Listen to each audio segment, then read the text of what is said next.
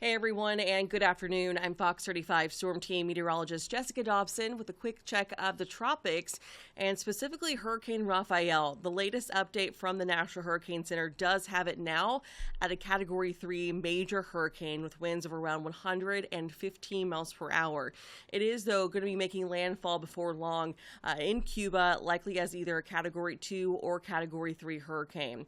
We can actually see the eye wall now from our Key West radar site across South Florida there, and we can actually see a pretty good outline of that eye wall, and they're going to be inundated and pretty much a direct hit from this major hurricane there in Cuba.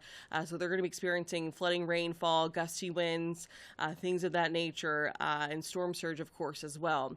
Now, when it comes to us here at home, this is going to be one of the bigger impacts that we feel in Central Florida, the rain. So we are going to be seeing some scattered off and on downpours. We've even had a couple of lightning strikes and rumbles of thunder. These downpours, though, they are chock full of moisture, tropical moisture at that.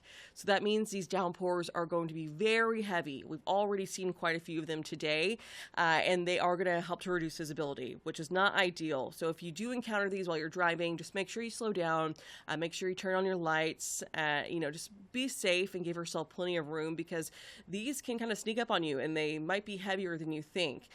So we'll expect these kind of off and on, very intermittent as we head over the course of today and even tonight for the rest of our Wednesday.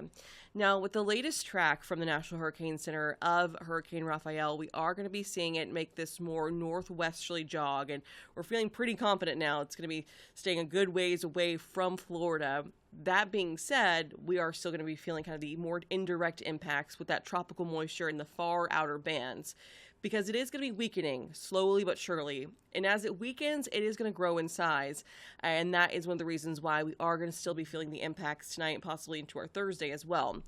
So it will remain Category 3 strength, likely tonight, but after landfall, Cuba is a very mountainous area, and it does have some pretty high elevation. So that is going to help to kind of deteriorate the storm a bit.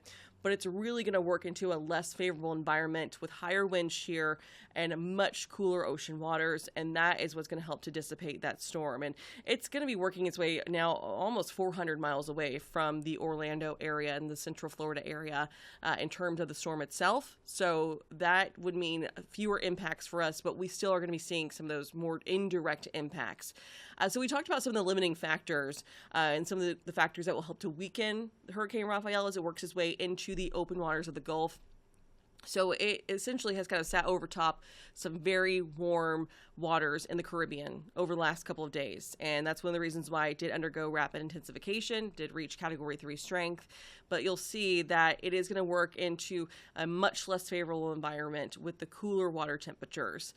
So let's talk about our impacts, so specifically here in Central Florida. So we did declare today Fox 35 Weather Impact Day, and overall, the main impact will be the very heavy rainfall. Torrential downpours can be expected.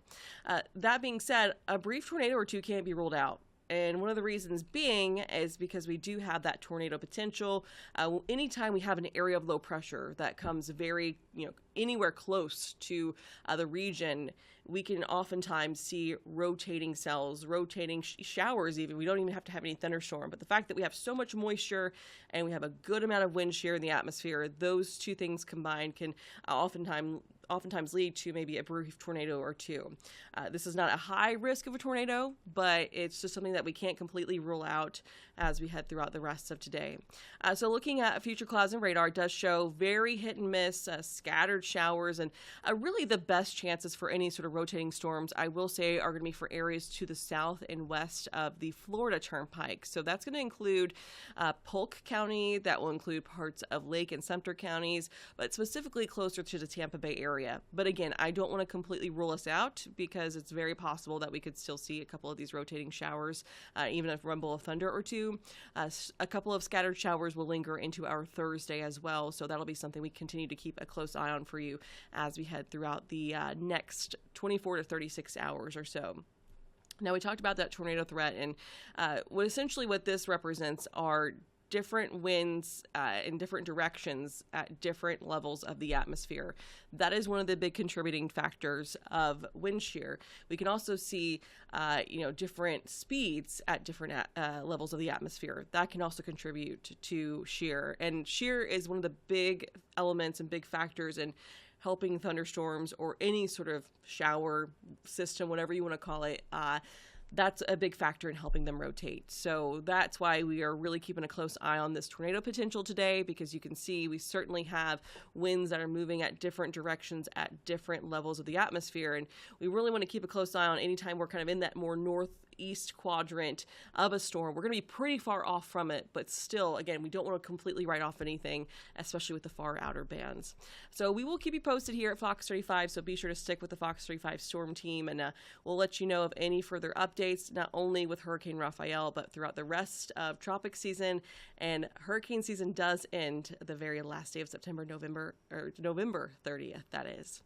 All right, have a great rest of your Wednesday and take care.